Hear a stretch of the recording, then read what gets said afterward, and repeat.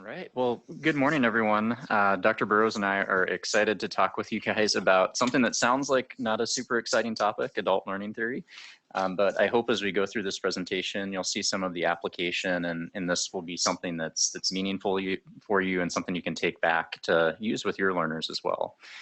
As an educational presentation, we have to start off with some participation. So I would ask you to pull out your device, or you can do this from a laptop or other computer too.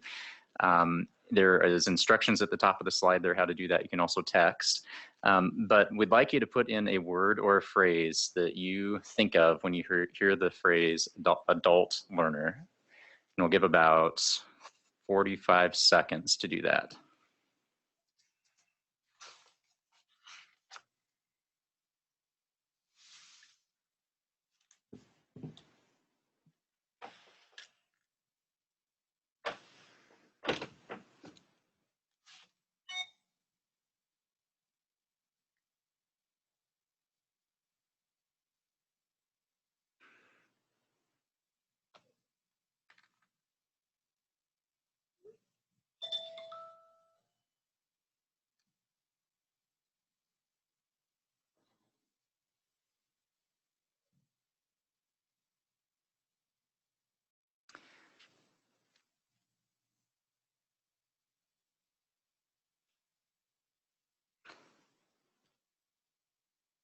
All right, keep those coming in, another 10 or 15 seconds here. It's interesting to see people's perspectives on this.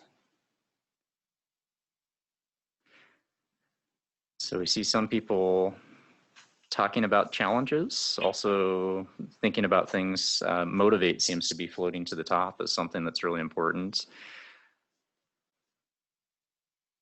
So it's interesting to see the things that come to mind when we think about adult learners. All of us are adult learners in a way. Hopefully we're still learning and growing as we go through our work life. And as we think about this presentation, I should say, are gonna talk a little bit about things that we know about adult learners that are different than other learners. Hopefully we can create a connection between that and what we actually do in practice. And then think a little bit about how we can increase our understanding of various strategies that make use of that to actually teach the people that we are working with. Whenever we talk about adult learning theory, there is a gentleman named Malcolm Knowles that comes to mind, and he is really the father of adult learning theory. So he was an educational researcher, and in the mid-20th century, he came up with some key arguments and really recognized through his research some things that are different about adult learners versus other learners. And when we talk about adult learners, we're talking about people who are out of primary education. So things that he noticed is that there's a difference in terms of the learner's self-concept. Learners who are adults tend to be more self-directed. Unlike children who tend to need direction from teachers and from others, they tend to know what they need, or at least have some concepts of what they need. They bring experiences with them. So the experiences that we bring with us as adults really inform the way that we learn. It provides a scaffold, it provides a place to put that information, and those connections are really, really important for future learning.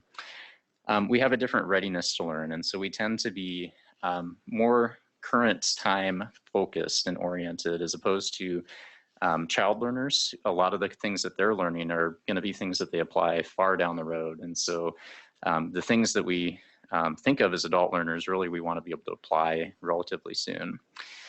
Their orientation to learning is a little bit different as well. So they tend to think about application. And this seems a little repetitious, but when we think about the things that are practical, this will come back around as important. And then their motivation tends to be a little bit different too. They tend to be internally motivated, or I should say we tend to be internally motivated, rather than needing some external force to kind of push us along and keep us on track with things. Out of those observations, there were 4 general principles of andragogy. I can never say that word despite having a master's in medical education. And this is opposed to pedagogy. So andragogy is about adult education. So it's leading of men or leading of people. That's what that term means. And the 4 principles that come out of that are that adults need to be involved in their own learning. And that means that they should be involved in the planning process and also the evaluation process when possible. Again, adult learners need to learn by experience. So things that are hands-on, things that are practical, things that they can see and touch and feel really are important for their learning. It needs to be relevant to their lives, so something that they can apply directly. And they tend to be more problem-centered as opposed to subject-centered. So things that they can actually do that, again, can apply directly to the context and within which we are working. Out of this comes some principles for good practice. So when we actually step back from these concepts and think about how do we apply this, these are the 7 principles that really are the foundation of adult learning. We know that there needs to be a lot of contact between students, learners, and their faculty. So if you have that connection and you can generate a spark within the learner and really serve to motivate them and get them involved a little bit more in their own learning, collaborative learning is really important. So taking advantage of the other people in the learning environment. That can be other learners from the same specialty. That can also be people from other specialties, interdisciplinary learning. And those conversations and discussions that those learners have together can be really, really important in a great way to promote learning as well. We've already touched on active learning is really important. So the hands-on, the things that you can actually do and see and touch. Prompt feedback, and Dr. Burrows will talk about this one a little bit more too, but really providing that feedback in the moment when things are happening and observable and can be corrected, or the learner can get a pat on the back. Learners are diverse, and that means a whole lot of different things, but everybody brings a different background with them, and taking advantage of those different backgrounds, especially when we connect that with collaborative learning, can be really, really powerful so that people can gain from the experiences that others have had as well. And the last one I'll hit on is high expectations. So if we have high expectations for our learners, they will perform at a higher level. And Dr. Burrows will talk about that just a bit too. So I'm gonna transition over to Dr. Burrows here to talk about how do we use this with our learners. All right, so Dr. Gallahan laid a nice foundation around adult learning theory. The things that we're going to talk about from a practical application are actually not that complicated and are things people do every day. But I think if we can tie them to the theory, it helps support just how important they are. So when we think about setting expectations, it's really important to start from the learner's perspective. And going back to adult learning theory, this idea of what their goals are, what their intrinsic motivation is, what their problem they're trying to solve is, gives us a place to start. It also allows us at the same time to figure out what experience they have. A fellow, a resident, and a student in the same clinic may all want to learn about the same topic, but clearly their expectations are not going to be the same. And so defining where they are in their journey is important. We also may have a student who has a previous life doing a job that gives them a lot of experience in a certain area. And without uncovering that before we come up with their expectations, we may fall short of setting that high bar. As a faculty, our job in this adult learning theory is to be a facilitator and a guide rather than an authoritarian figure. But this is one place where we want to try to set that bar very high. We want to try to figure out where that learner is along their journey and push as far as we can within our time frame for that expectation. And of course, it's always good to make sure the learner can summarize or feedback what those expectations are so that they don't feel blindsided or lost throughout the process. Another application is feedback, something everyone wants more of until they get it, and something that I know institutionally we are really focused on.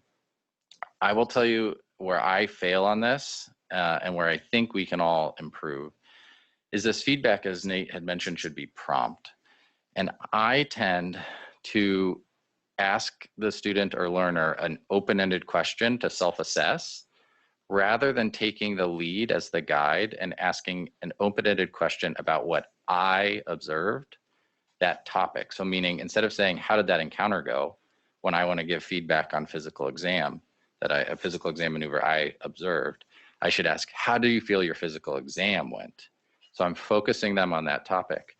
I will tell you, most insightful learners can give you a pretty robust self-assessment. They typically acknowledge what they did well and also know what they failed at. The gap usually for us is to give them an action plan, something that they can change for the next time. They commonly know where they're struggling. The problem is they don't know how to get from struggling to expert. And that's one of our roles as their facilitator and their guide, especially in adult learning theory. The third and last application is maybe the biggest.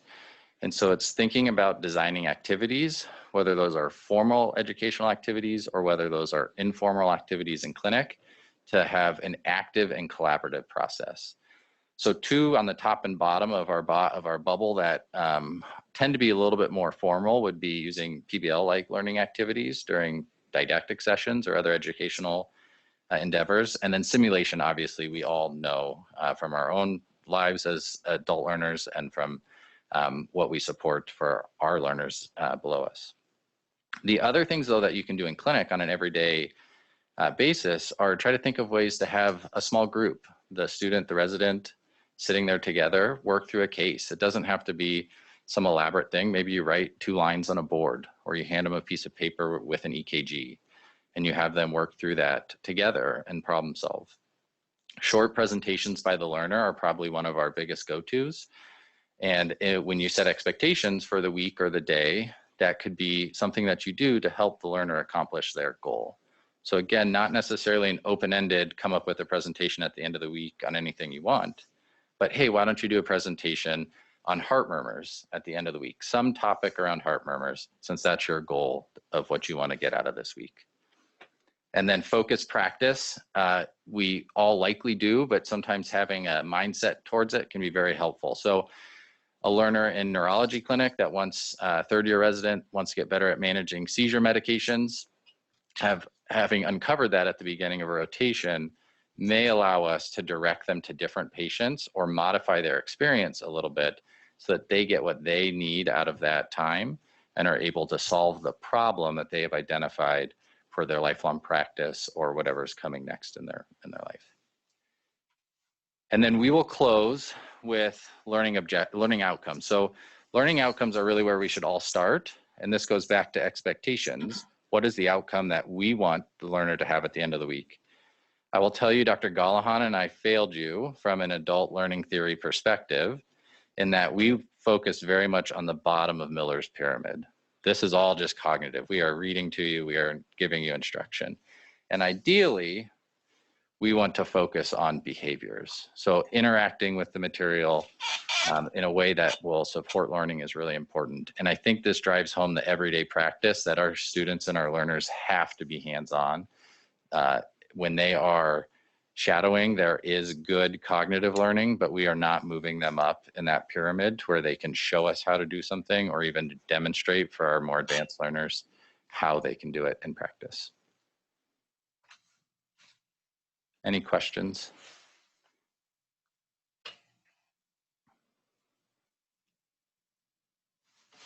Thank you.